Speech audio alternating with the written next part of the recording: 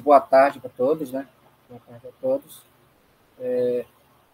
Voltamos mais uma vez aqui para a palestra do Nisto Cremos.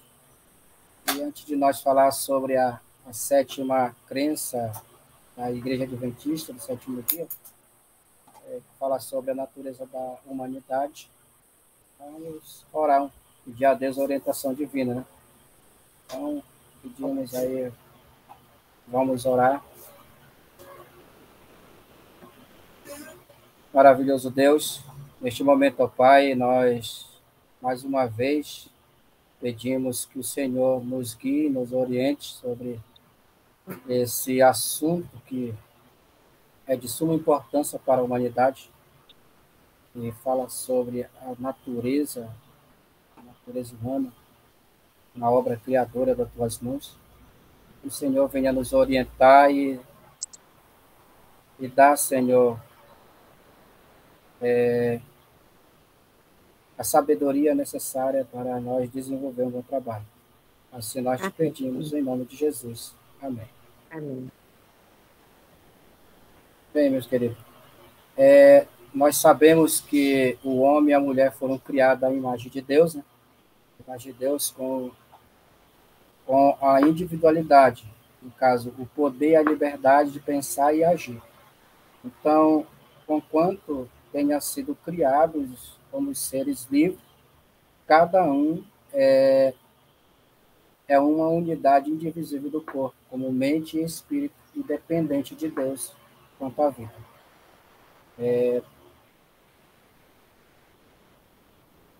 Nós sabemos que o homem, a maioria, creia que o homem se originou de alguma forma de seres inferiores à vida animal e é o resultado de um processo natural que se estende ao longo de bilhões de anos. Essas são teorias da humanidade. E semelhante ideia não pode ser, de forma alguma, harmonizada com o relato bíblico.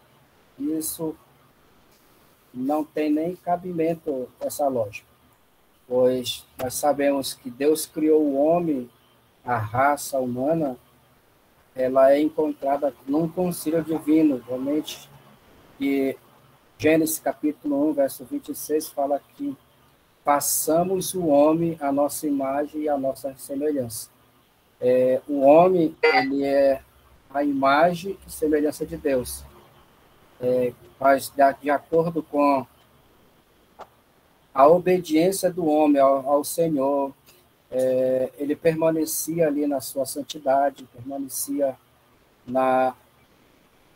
com a vida eterna. Na obediência, ele tinha acesso à árvore da vida e ele continuava ali na eternidade.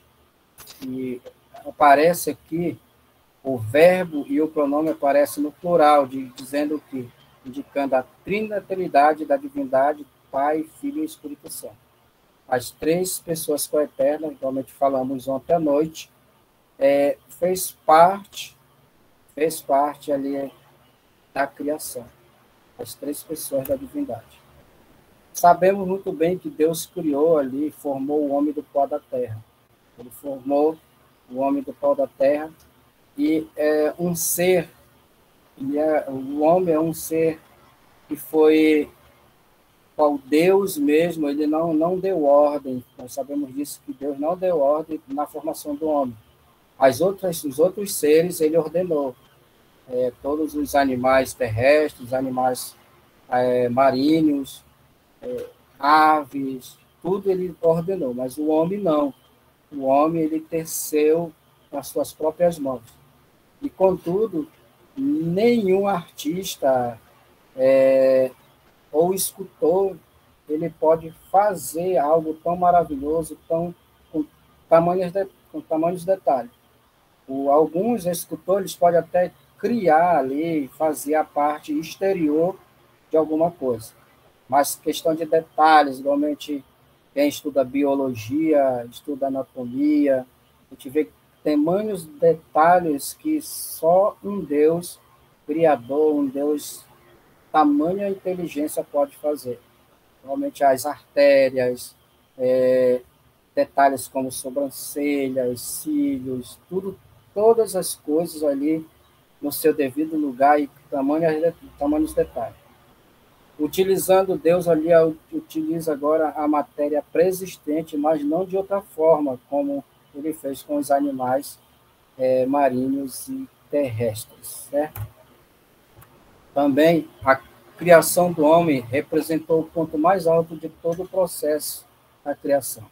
Ele incumbiu o homem criado ali à imagem do soberano Deus de tomar conta do planeta Terra e de todas as suas, de toda a origem da vida, toda a origem. Então o homem ele é um ser um pouquinho menor, foi criado um pouquinho abaixo na posição dos anjos, um pouco abaixo e acima de todas as coisas criadas. Nesse caso, a natureza, o Éden, esse planeta Terra, ele foi criado para ser a habitação do homem e o homem teria que cuidar. Então, esse processo aí, Deus incumbe o homem de tomar conta, de cuidar e de zelar por toda a terra e por todos os animais. É interessante também perceber que o homem, as escrituras falam que o homem ele não tem alma, mas ele é uma alma. Então, a equação ali escriturística é muito clara, que o homem é do pó da terra, que é elemento terrestre, mais fôlego de vida, que é exatamente o fôlego de Deus dado ao homem. E o homem passou a ser alma vivente. Então, a união dos elementos da terra com o fôlego de vida, que é o sopro de Deus, resultou em uma criatura vivente ou alma vivente. O que podemos aprender um pouco a respeito da alma? É que esse fôlego, no caso, esse sopro que Deus deu à narina do homem, ele é um sopro de vida, mas ele não contém, vamos dizer, ele não é uma pessoa, não é algo que venha a se pensar, venha sofrer, venha a ter alguma existência. Ele é um sopro de Deus. É diferente quando nós falamos ali do Espírito Santo, e ele é uma pessoa, ele é uma vida, ele sofre, ele tem sentimentos. Ali, ao ver o pecador ali na sua permanência em pecado, ele tem aqueles sentimentos de tristeza por ver aquele pecador que não se arrepende e não se volta a ele. É muito diferente. Então, por esse caso, o sopro de Deus, o sopro que Deus dá ali, o espírito que Deus dá ao homem é simplesmente um ar do qual enche os pulmões do homem e o homem ali, o corpo começa a ter oxigênio e o homem passa a ser uma pessoa vivente. Então, esse elemento, ele só funciona a respeito com a matéria também, que é a matéria existente, que é o pó da terra, para o homem, sim, ter a vida e se tornar uma alma vivente. Então, igualmente aí, o fôlego da vida, ou melhor, o fôlego de vida, não está limitado somente às pessoas. Todas as criaturas vivas a possuem. A Bíblia, por exemplo, atribui o fôlego de vida de tanto aos animais que entraram na arca ali com Noé, quanto àqueles que não entraram. Eles permaneceram ali com o fôlego de vida. O termo hebraico de Gênesis capítulo 20, o capítulo 2, verso 7, aqui traduzido como alma vivente, o ser vivente é exatamente a palavra nefesh. Essa expressão, ela não significa exclusivamente que o homem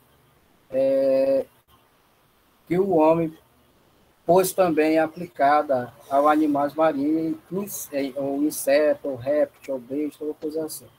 Agora, o neshep, traduzido para ser ou alma, provém da palavra grega nafash, que significa respirar. É essa a palavra aí do como ser, como alma, como algo que é vamos dizer, o ar que entra sobre os pulmões do homem e começa a circular e ele passa a ter vida. Então, é importante destacar que a Bíblia afirma que o homem passou a ser alma vivente e coisa alguma no relato da criação indica que o homem recebeu alguma alma ou alguma espécie de entidade separada ali, que há na criação ou unida ao corpo do homem. Igualmente, algumas pessoas aí pensam ou têm uma crença que ensina sobre esse assunto, que a pessoa ao morrer sai uma alma, encarna em outro ser que está aí para nascer, e tem toda essa teoria, essas crenças. Então, a Bíblia não afirma, ela não dá nenhum vislumbre sobre esse assunto. Ela diz que o homem foi feito do pó da terra e mais o fôlego de vida, e ele passou a ser alma vivente. Então, a evidência bíblica indica que, por vezes, o nefetes e o expulse pode referir-se a toda pessoa, enquanto outras oportunidades o têm de restringir um aspecto ali particular do homem, tais como ali a afeição, emoção, apetite ou sentimento. De tal forma, ali não podemos de utilização, contudo, de nenhuma maneira demonstra que o ser humano é composto de duas partes distintas, como corpo e alma existentes em um conjunto. Ambos formam uma união e uma união indivisível. Nesse caso,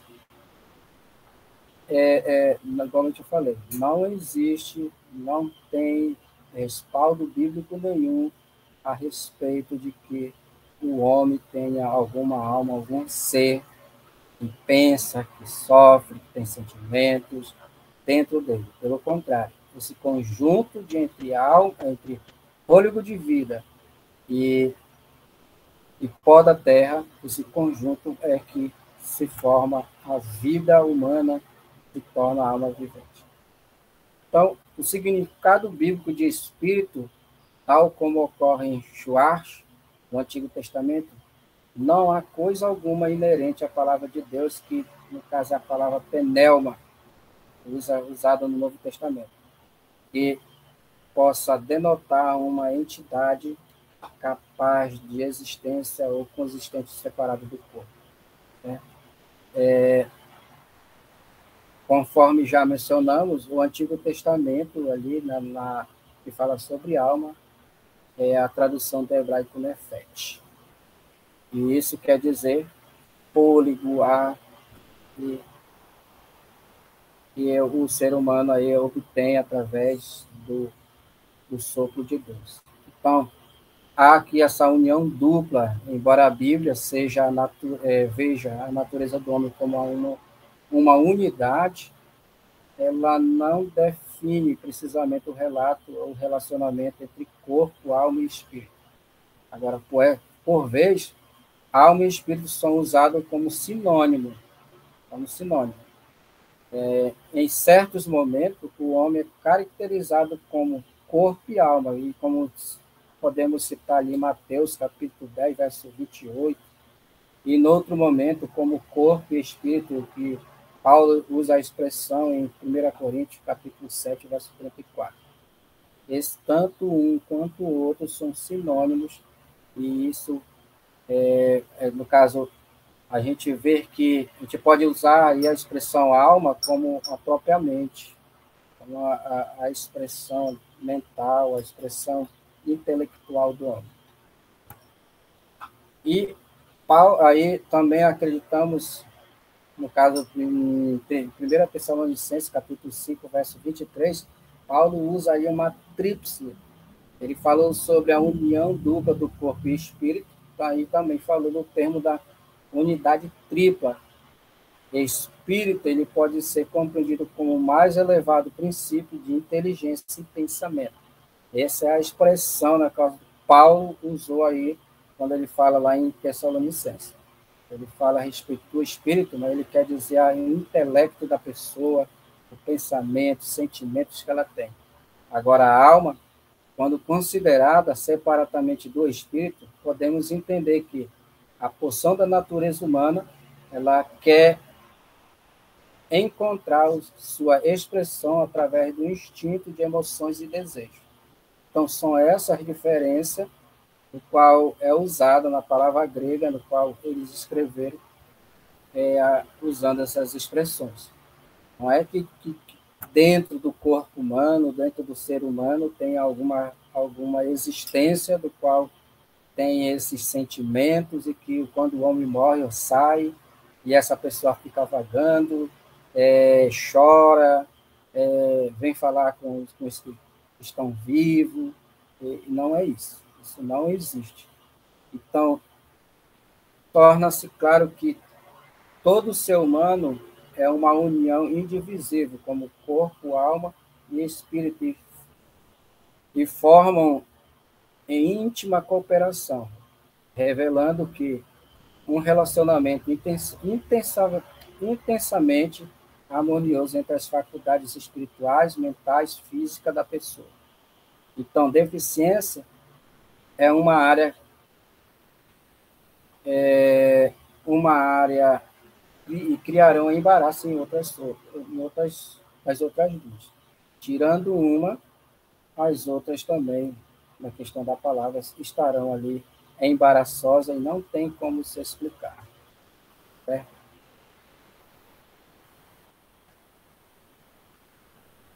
Então, o homem, a imagem de Deus, e criado a imagem e semelhança de Deus, ele tem sido frequentemente sugerido que as dimensões morais e espiritual do homem revelam algum a respeito da natureza moral e espiritual de Deus. Uma vez, porém, que a Bíblia lhe ensina que o homem representa uma unidade indivisível do corpo, mente e alma, as características físicas do homem devem também, de certa medida, refletir a imagem de Deus. E isso, quando Deus criou o homem ele era perfeito, ele era verdadeiramente a imagem do seu Criador. A imagem do seu Criador. Devido ao pecado, devido à decadência do pecado, o homem foi perdendo essa imagem do Criador, essa semelhança que o Criador, assim, fez ao homem, como o próprio caráter. O homem perdeu a imagem de Deus segundo o seu caráter. Segundo o seu caráter. Agora, o que o próprio Jesus veio restaurar no homem? Ele veio restaurar o caráter de Deus sobre a humanidade.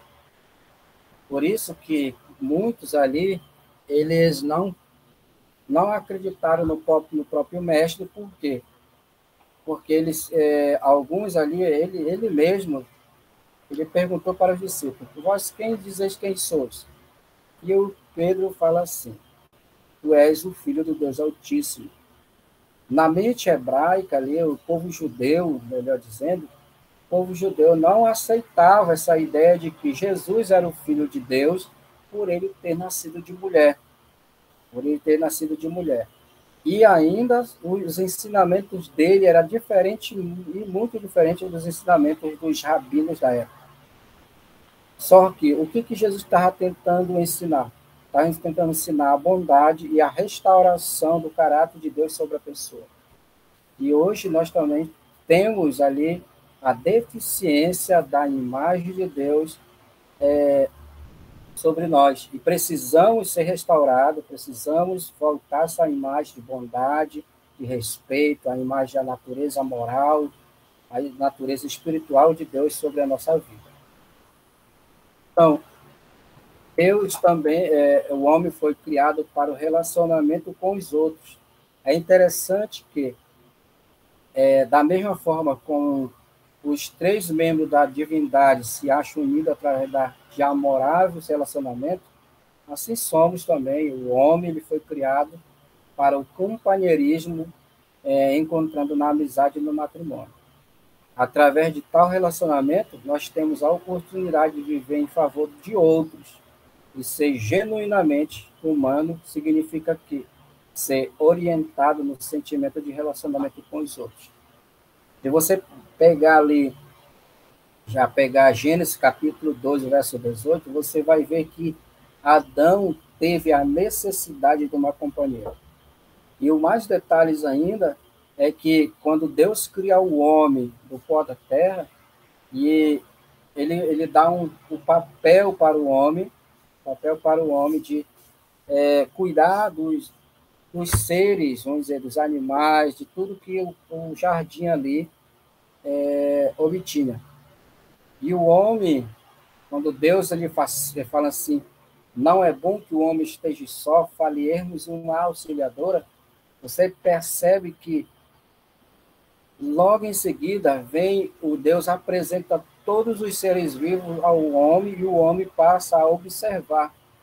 E ele observa que os casais ali, casais de animais, andavam juntos e que não tinha nenhum ser semelhante a ele, o qual ele poderia compartilhar a alegria, compartilhar as coisas as novidades que ele encontrava ali no jardim. E quando Deus, no final da tarde, tardezinha já, Deus faz cair um pesado sono sobre Adão. E Adão adormece e Deus faz a primeira cirurgia do planeta. Retira a costela de Adão e forma ali da costela de Adão uma mulher. E Adão tinha tamanha necessidade de um relacionamento, de um companheirismo de outra pessoa semelhante a ele, e você percebe que quando Deus apresenta Eva diante de Adão, ele dá uma expressão muito franca, dizendo, agora sim, essa aí é osso dos meus ossos, carne da minha carne, será chamada varoa, porque do varão foi tomada. Adão já sentia a necessidade de algo que nunca tinha visto na vida, que era exatamente a companheira, alguém que ele poderia se relacionar, alguém que ele poderia compartilhar suas alegrias, alguém que poderia estar ali dando o seu apoio diariamente, de todas as horas. Assim como o nosso Deus, ele é um Deus que de relacionamento, ele criou o ser humano segundo a sua imagem, nesse formato também, de relacionamento com os outros. Né? Então, também o ser humano ele foi criado para ser o administrador do ambiente no qual ele vive. Foi na qualidade de representante de Deus que o homem foi colocado como regente das formas inferiores de vida. Ele foi o cuidador de todas as coisas. Agora, portanto, não somos vítimas das circunstâncias dominadas pelas forças do meio ambiente. Agora, pelo contrário, Deus nos comissionou a atribuirmos positivamente para as configurações do ambiente e a utilizarmos cada situação para levar à realização da vontade de Deus. Eu fico maravilhado nesse ponto, a respeito de quando eu completei ali, pelo menos a minha classe regular, eu aprendi a classe de desbravadores, eu aprendi ali já naquele intermédio e estou querendo ver se eu alcanço a completar as classes avançadas, mas eu já aprendi bastante coisa na classe de amigo. E na Amigo da Natureza eu já tive um deslumbre ali, um pouquinho, já estudei um pouquinho, e a gente ensina para os nossos desbravadores que nós temos que ser amigo da natureza, amigo do ambiente. E isso não é de agora, isso desde lá da criação, Deus tem ensinado ao homem a ser administrador do ambiente, não para o agredi-lo, mas cuidar, preservar. E o homem foi criado não para a civilização, mas para a natureza, um contato direto com a natureza. E ele, exatamente, a natureza favorecia o ser humano. Mas a gente sabe, devido à condição pós-pecado, o homem foi a cada dia, eu não digo progredindo, mas regredindo. porque o homem agora deixa de sair da natureza, passa a morar em cidades, e do qual pouquíssimo tempo hoje ele tem esse contato com a natureza. O homem ele tem que cuidar da natureza, tem que cuidar dos rios, das florestas, o homem tem que plantar, colher, e esse é o plano do Altíssimo, quando ele deu ali, autorizou, deu os créditos do homem como diretor, como administrador do meio ambiente do qual ele tem vivido. Agora, a imagem, o homem, a imagem de Deus, ele foi criado com imortalidade, só que essa imortalidade condicional. O homem era para ser eterno. E se ele vivesse na obediência, ele continuaria eterno para toda a vida. Na criação, os nossos primeiros pais, ele receberam a imortalidade, embora sua conservação estivesse condicionada à obediência. A única condição para eles permanecerem na eternidade, o ser humano, era obedecer. Obedecer às ordens do Criador. Agora, tendo recebido o acesso da árvore da vida, isso destinava-se que eles a viver para sempre. Eles comiam da árvore da vida e essa árvore, esse fruto vitalizava o corpo, vitalizava a humanidade e ele permanecia sempre ali na virtude, não envelhecia. Isso não causava, ou melhor, não causaria alguma agressão ao corpo físico, porque eles continuavam ali na obediência e comendo do fruto da árvore da vida. A única forma pelas quais poderiam avançar, ou melhor, ameaçar o seu estado de mortalidade, seria através da transgressão. E, infelizmente, o homem decidiu desobedecer a Deus. Agora, amigo, Deus, como autor, ele poderia ter evitado o surgimento do pecado. E, para tanto, bastaria que ele, na sua criação, ele criasse um universo ali de robôs, um universo de seres que não... que simplesmente automático a obedecer alguns comandos. Mas o que Deus escolheu? No seu infinito amor, e Deus é amor, Deus ele demanda às suas criaturas que tivessem o direito de responder livremente ao seu amor. E esse é uma das formas do qual Deus nos ensina a amar, porque ele deixou a escolha do homem amar ele ou não, a obedecer ou não. Então, tal tipo de resposta somente é possível, amigos, quando os seres pusessem a liberdade de escolha. E isso foi o que Deus fez com a humanidade. O ser humano ele foi criado perfeito, ele foi criado com uma condição de permanecer na obediência, permaneceu eternamente, mas isso também Deus deu a livre ali a oportunidade de escolha. Se eles queriam permanecer livres e viver livres por toda a eternidade, ou não. Só que nós sabemos que a escolha do homem não foi obedecer a Deus ou foi desobedecer. Então, confiando em seus sentimentos, ao invés de confiar na palavra de Deus, infelizmente Eva rompeu sua dependência de Deus e veio aí a queda da raça humana. Portanto, quer em sua primeira experiência, quer em todas as oportunidades subsequentes, foi ali caracterizada pela queda da fé em Deus e em sua palavra. É interessante que hoje, na lição jovem, nós estávamos na escola sabatina estudando, falando exatamente sobre as artimanhas ali.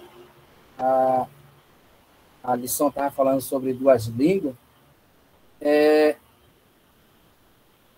A lição ela aborda a respeito desse assunto que Satanás ele sabia que se ele se apresentasse diante de Eva como um anjo, Eva poderia até se defender, poderia não aceitar ele, porque seria um anjo diferente do qual visitava eles. Mas qual foi a estratégia que ele usou? Ele usou a serpente e, da forma médio, fez com que parecer que a serpente estava falando com ela. E Eva foi questionar sobre esse assunto e acabou que colocando dúvidas sobre a sua cabeça, e o homem veio a desobedecer, a acreditar numa serpente que viu naquele primeiro dia, ao invés de acreditar em um Deus que todo dia, toda hora estava falando com eles através da sua presença mesmo ou através de anjos. Agora, como consequência imediata da desobediência, a primeira consequência do pecado foi a alteração da natureza, a natureza humana, a qual também afetou o relacionamento interpessoal, bem como o relacionamento de Adão e Eva com Deus. É interessante perceber que toda a criação, toda a natureza ali, vamos dizer, a natureza humana, ela era favorável à natureza e a natureza era favorável ao homem. Com a queda ali, com a desobediência, a natureza também sofreu os seus atos, ela sofreu os danos da desobediência do homem, porque tudo estava sob o controle do homem. O homem que ele era o administrador e cuidador, preservador de todas as coisas. Quando o homem desobedeceu, tudo se alterou. Assim como Ellen White fala que quando o homem desobedeceu, o sol perdeu o seu brilho, a natureza, o ar, que era totalmente equalizado ali, de acordo com a pele, de acordo com a natureza do homem, ela foi alterada. Já começou a ter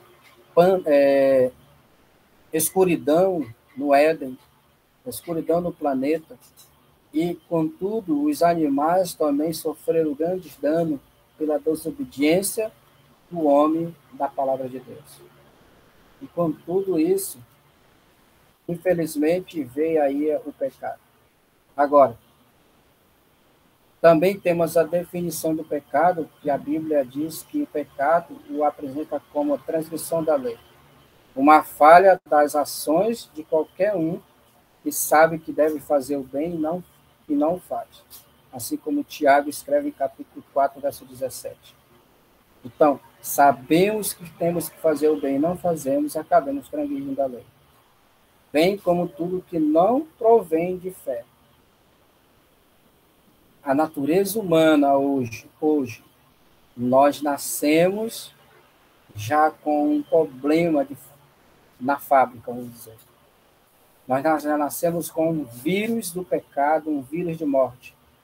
Ele perdeu aquela natureza divina, aquela natureza, a imagem e semelhança de Deus foi perdida. Hoje, já nascemos com defeitos, com problemas emocionais, com problemas intelectuais. Mas, contudo, Deus ali, na sua infinita misericórdia, ele vem restaurar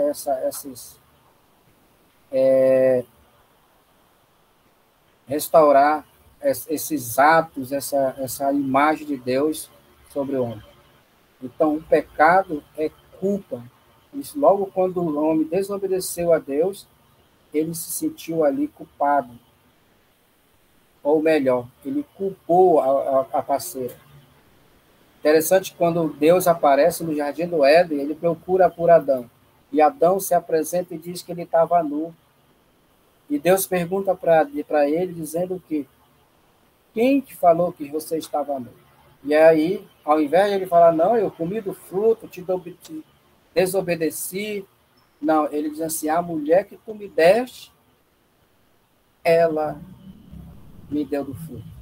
E Deus agora dobra-se para Eva, vira-se para Eva e diz, o que foi isso que tu fizeste? E aí Eva agora culpa quem? A serpente. A serpente me enganou.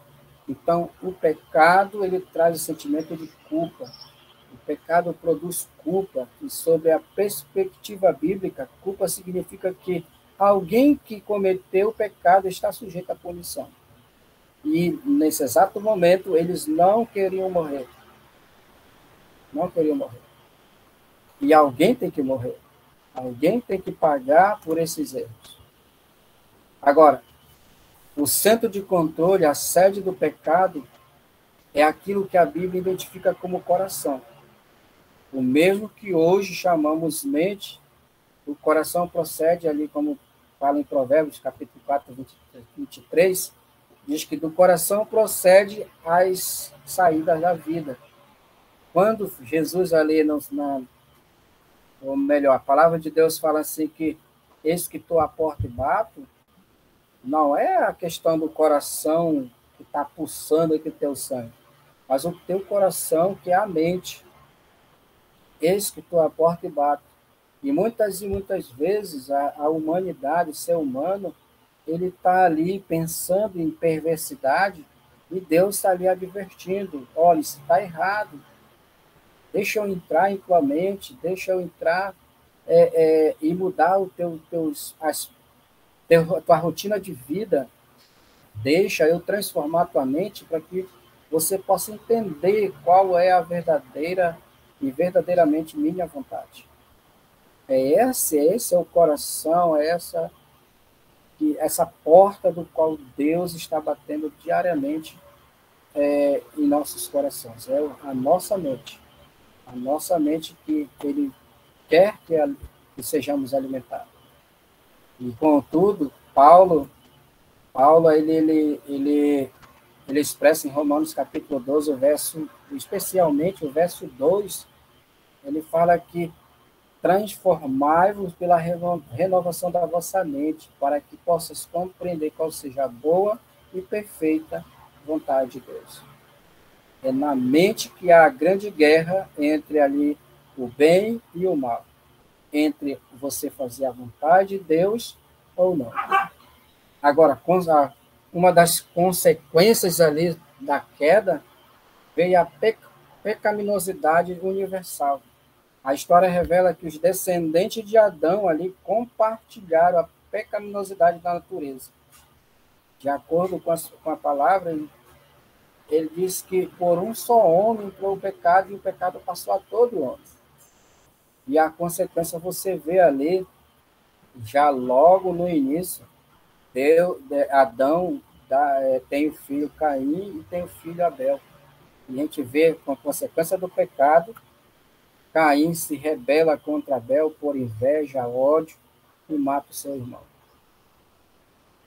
A pecaminosidade herdada e adquirida, embora a gente vê ali como criança, adquire um comportamento pecaminoso através de imitações ou copiando seus próprios pais. Assim como relata, a gente vê aí que Romanos 5, 2, 51, 5,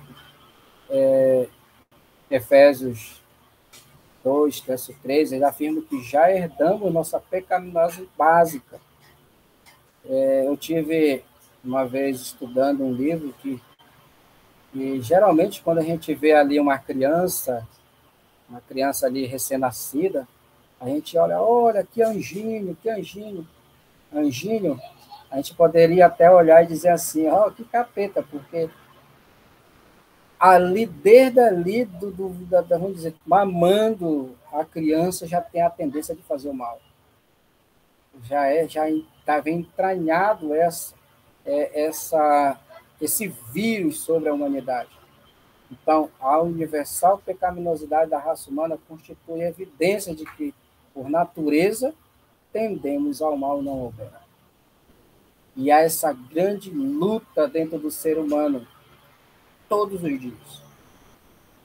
Todos os dias nós temos que vencer o eu e deixar Cristo agir. Todos os dias nós estamos em guerra. A mente, que é o coração do qual as Escrituras diz, ela está em guerra, ali é um campo minado, é um campo onde há uma grande batalha entre o bem e o mal. E é por isso que as Escrituras dizem a quem servir. Não podemos servir a dois senhores. Agora, só que com isso temos raios de esperança, grandes promessas a respeito da queda.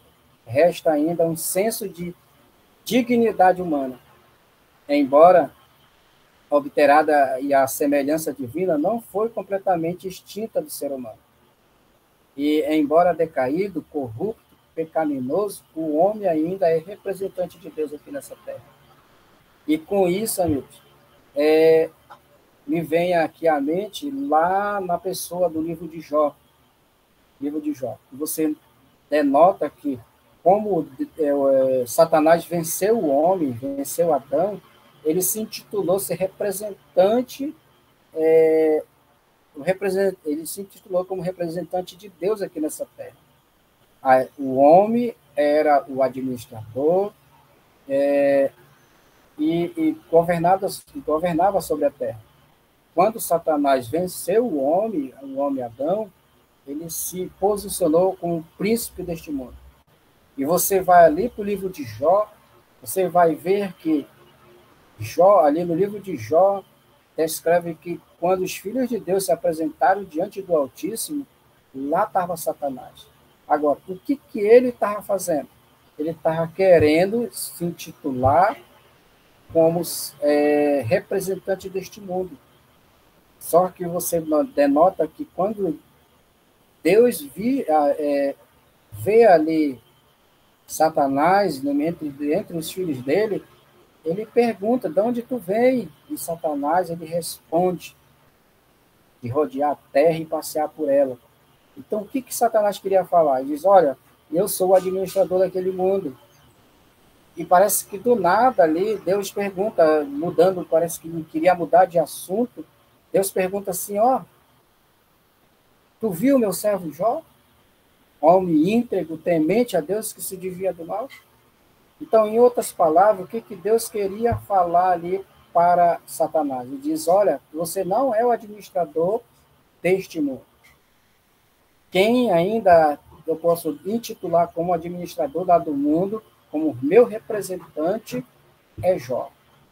E aí você vê a guerra que Satanás ali trava, no livro ali de Jó, se trava com Jó.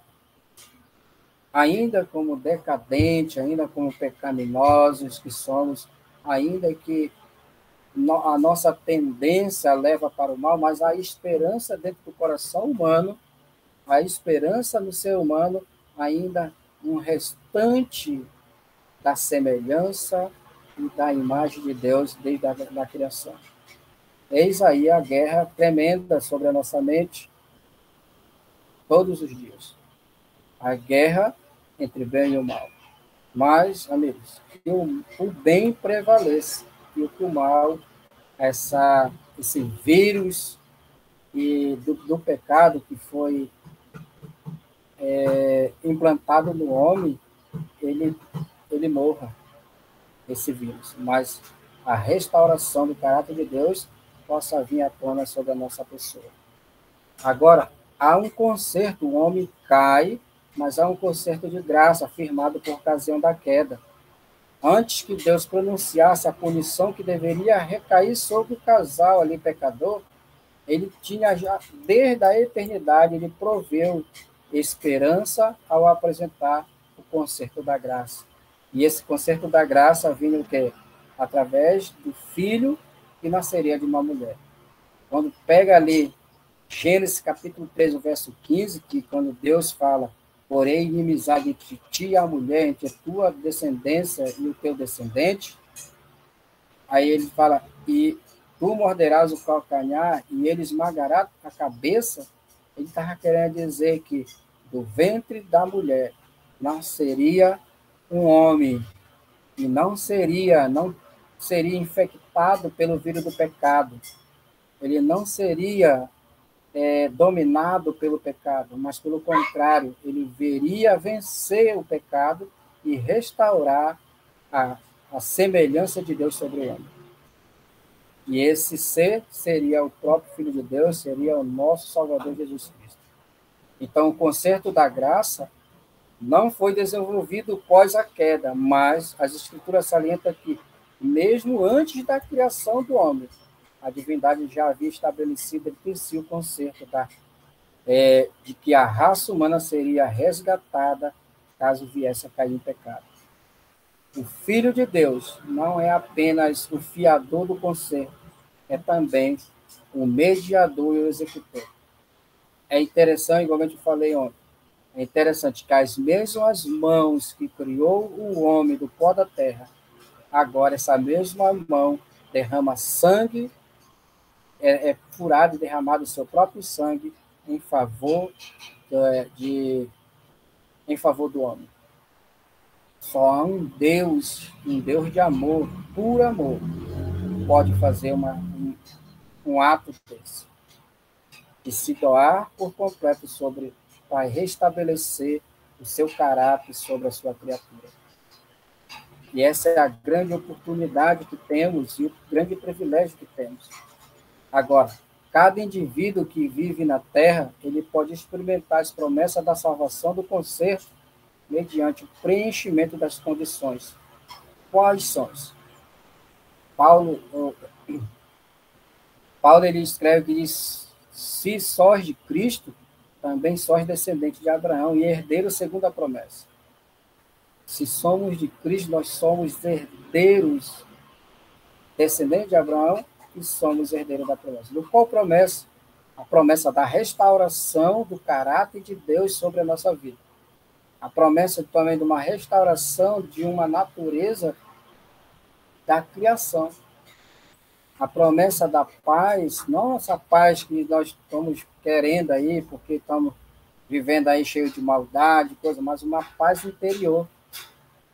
Uma paz mesmo, que ainda, realmente no livro de Salmos diz que 1000 cairão a teu lado e 10.000 à tua direita, tu não serás atingido. É essa paz o qual Cristo oferece para cada um de nós. A promessa da restauração do caráter, da imagem de Deus sobre a raça humana. Certo?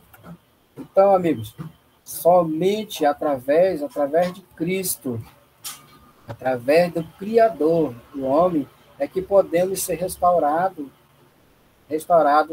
à imagem e semelhança de Deus sobre a raça humana. Certo? Então, aqui eu encerro aqui a palestra e deixo à disposição aí das perguntas, do qual podemos compartilhar se houver alguma pergunta.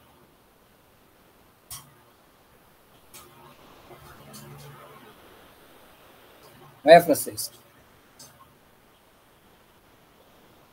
Isso aí. Agora é o momento que eu já deixou para vocês claro. Então, se tem alguma dúvida, alguma pergunta, comenta isso.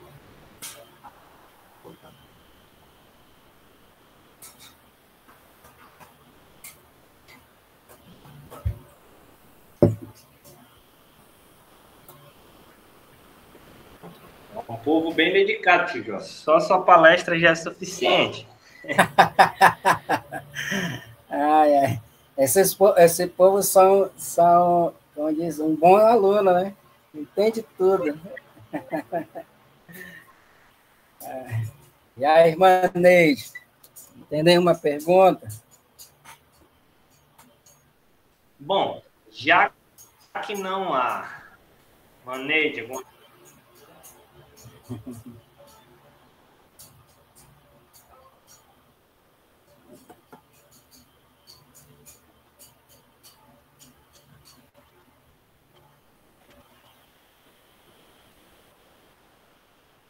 Temos um bom professor. bom, aí não tem dúvida. Não há pergunta. Então, não havendo pergunta, a gente pode fazer o seguinte. É um prazer, mas vamos ter o desafio mais uma vez alcançado. Malete, a senhora tem resposta?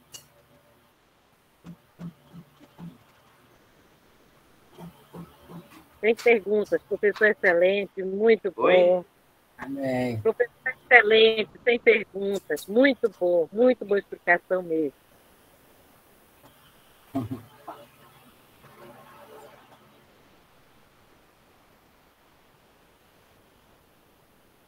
Ah, tá. Tá bom, então. Vamos, então. Minha internet não tá nada boa hoje. Ela tá muito ruim. Não sei se é o computador, se é a internet. Sei que mais uma aula concluída. Agradecendo novamente, tio João. Obrigado pelo desafio mais uma vez. O nosso regional está usando uma frase muito interessante. Polo 7, movidos... pera lá, deixa eu lembrar. Estava falando dela hoje de manhã. Inspirados por Deus, movidos por desafio. E aí nós temos aí um desafio maravilhoso, que é esse. Então, agradecemos muito a participação de todos. Às 7 horas da noite teremos mais uma aula com o Jalbert. É a nossa quinta aula para o Nisto Cremos, já na parte de 8 a 10, tá bom? Então, amanhã já encerra Nisto Cremos, também com o Jalbert, na parte da noite, se eu não me engano, às 21 horas. E à tarde, nós vamos ter, se der tudo certo, nosso palestrante, nossa primeira aula de salvação e serviço, tá bom? Então, que Deus abençoe a todos vocês e uma ótima tarde, um ótimo descanso. Eu gostaria que o irmão Joelson, nosso tio Jó, orasse para a gente aí e que Deus abençoe a todos. Amém. Então, desde já agradeço cada um de vocês e agradeço pela oportunidade e estou aqui à disposição. Qualquer coisa, é só chamar que estamos aí, tá bom? Vamos orar, então. Bondoso Deus, muito obrigado, Senhor, pela compreensão da Tua palavra, compreensão desse ato de amor que o Senhor tem nos dado. E obrigado pelo Teu Filho, nosso Salvador, ter se sacrificado, seu sacrifício para a restauração da restauração da Tua humanidade sobre a raça humana. Que possamos aceitar esse sacrifício por amor, também por Teu amor, por compreender o Senhor Santo, Senhor, ser restaurado para te adorar a eternidade, por toda a eternidade. De acordo com a tua vontade, uma excelente prova, e que o Senhor te dá notas boas para seguir a instrução. Te pedimos, ó Senhor, no nome de Jesus. Amém. Deus abençoe a todos. Uma ótima tarde para vocês e até a próxima aula. Até lá.